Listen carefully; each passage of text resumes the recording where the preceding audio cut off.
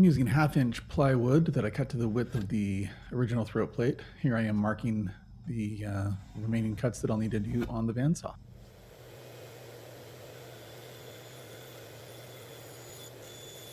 Here I am cutting out the waste on the bandsaw. You'll see I can't get all the way through on the cut because that 12-inch clearance. If I had an inch or two more of clearance, could have done it. But size matters, ladies and gentlemen. Since I couldn't get through all the way on the bandsaw, I'm finishing up separating these blanks from each other using the old handsaw.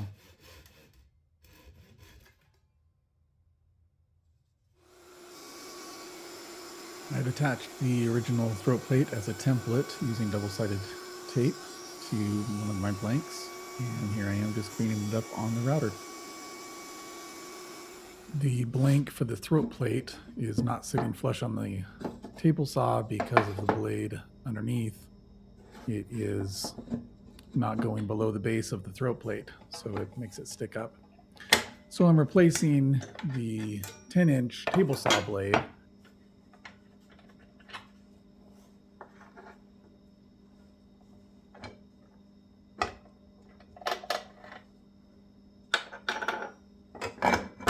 with a 6.5-inch circular saw blade, which should make it easier for me to perform the next step.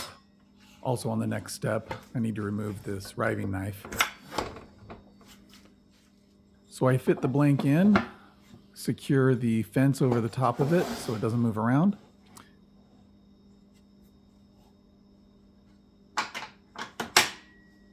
And then slowly raise the 6.5-inch blade up through the throat plate blank so that it's no longer blank.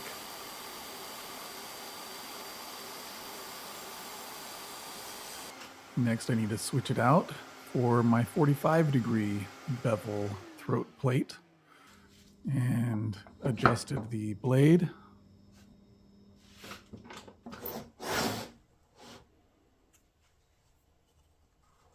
Locked in the fence, and then slowly raise up the blade at that 45-degree angle.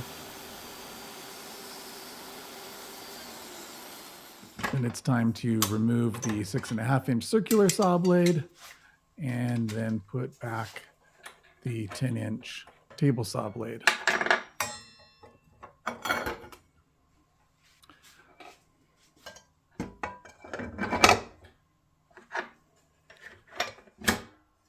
Tighten it down. And crap. Still doesn't fit. So I put some tape on it. Started to move the fence over onto the top. But I realized that the fence would weigh the throat plate down on one side, and so the throat plate wouldn't be level to the table.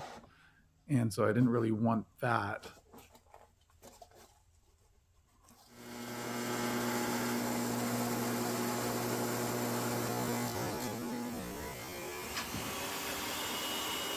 Well, that was stupid.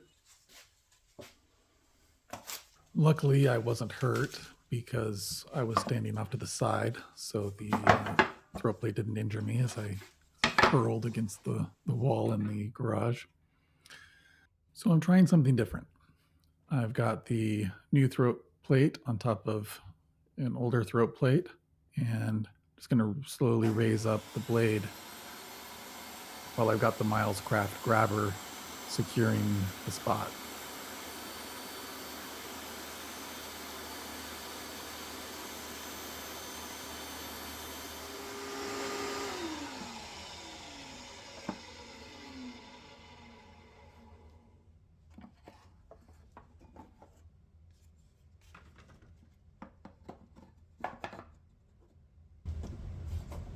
Now that I've got that kerf started, I can move the fence over, secure it in place. throw down a little bit of tape so that it's nice and secure. Get a look at my arm.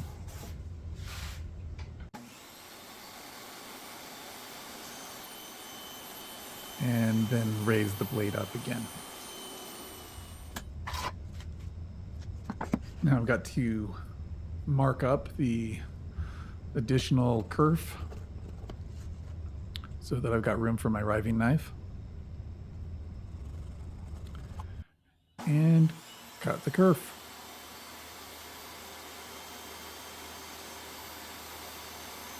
Sadly, I didn't mark it quite exactly right, so the kerf is off just a little bit. Close enough. Now I'm switching over to the original throat plate so that I can do the angled cut. I can't do the 45-degree angle on either of the other throat plates. Taking my 45-degree throat plate, marking it on both sides.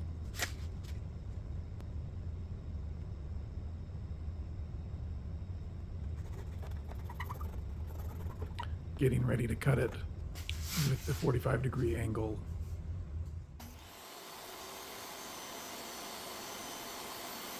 Cutting it through.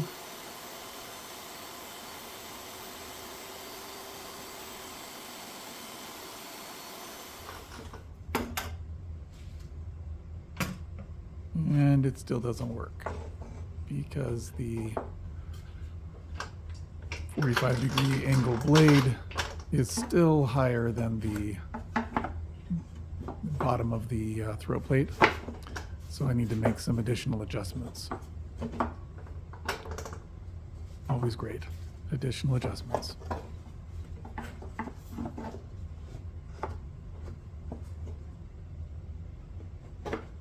This time I'm going to use the fence for sure.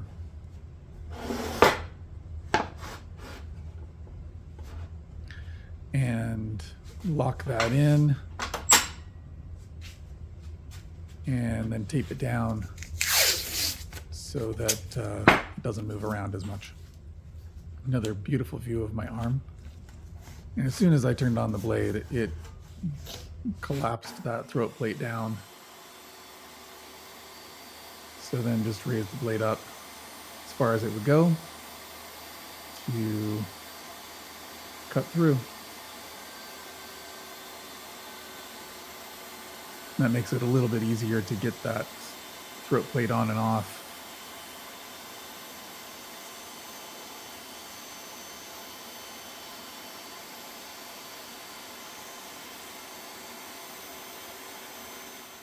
So now I'm cutting a hole for the finger to be able to move the throat plate in and out of the table saw.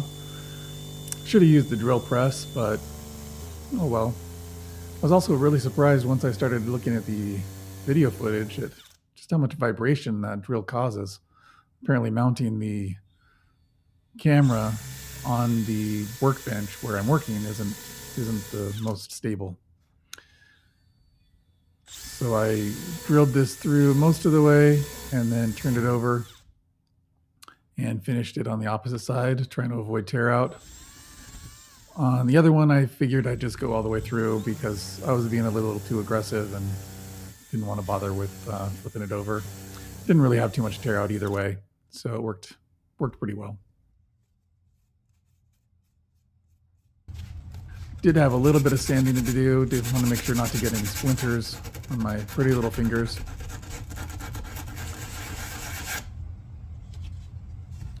So cleaned both of them up as best I could, or as much as I was willing to do.